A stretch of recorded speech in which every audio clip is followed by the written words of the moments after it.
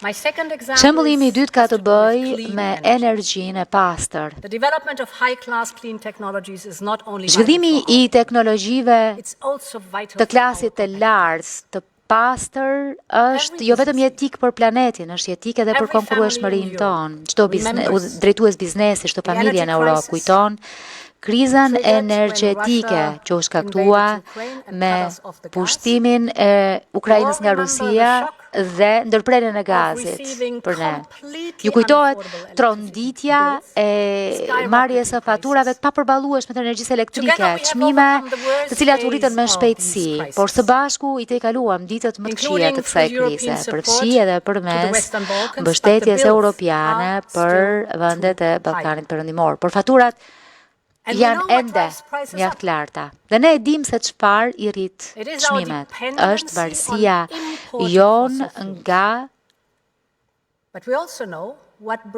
energjia fosile importuar, por e dim se çfarë i ul këto çmime. Duhet të prodhojmë energji më të pastër këtu në shtëpi. Energjia e ripërtëritshme është një energji që prodhohet së brendshmi, kësaj na jep pavarësi, është energji me kostot ullët, kësaj ul çmimet, e po kështu krijon vende të mira pune këtu në Europë.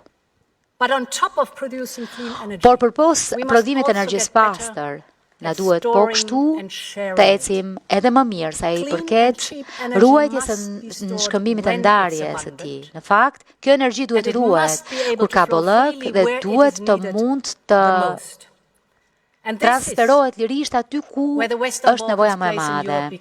Dhe këtu bëhet sërish thelbësor vendi Ballkanit Perëndimor në Europë. Ju jeni të pozicionuar strategjikisht në kontinentin tonë.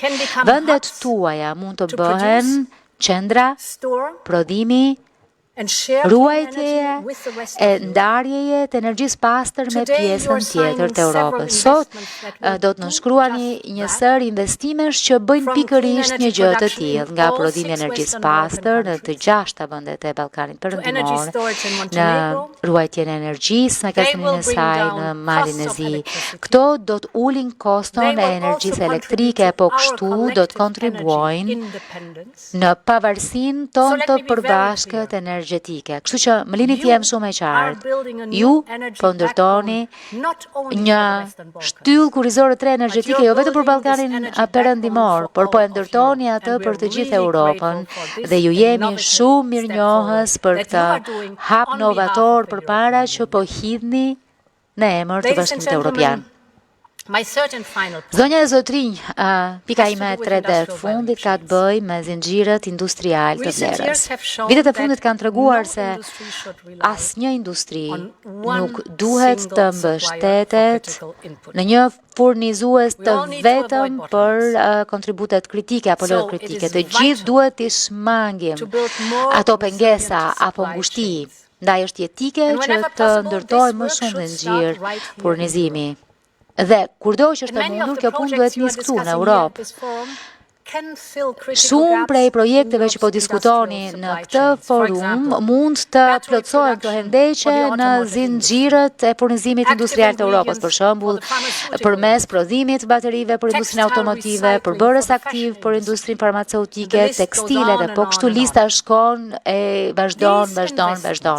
Këto investime krijojnë vende pune e vlerë të shtuar këtu në rajon. Por po kështu e bëjnë pjesën tjetër të Europës më rezistente, më konkurruese.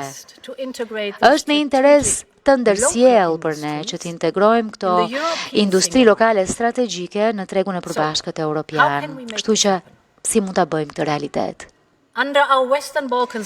Në kuadër të planit të rritjes për Ballkanin Perëndimor, po ndërtojmë një autostradë të tregut të përbashkët. Synimi është të sjellim industritë lokale në zinxhirët kontinental të furnizimit. Ta bëjmë këtë me integrim rregullator e po kështu me alianca industriale midis kompanive në rajonin e Bashkimit Evropian.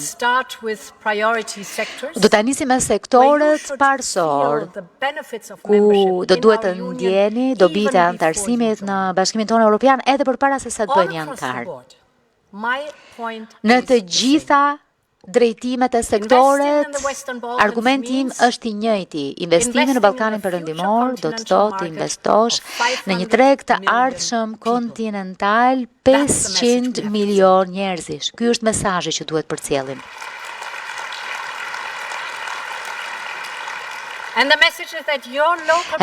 Mesazhi është që projektet tuaja lokale kanë një përmasë europiane dhe një bazë klientele europiane. Kështu që çështja e biznesit është kaq të rëndë se kthimi i investimit është mjaft premtues për ju, për Ballkanin Perëndimor e për gjithë Europën. Kështu që zonja e zotëri, për çdo hap që Ballkani Perëndimor hedh drejt unionit ton, do të ketë mundësi të reja që shfaqen dhe ju, drejtuesit ekzekutive, investuesit që jeni në këtë sallë, keni një rol thelbësor që duhet luani.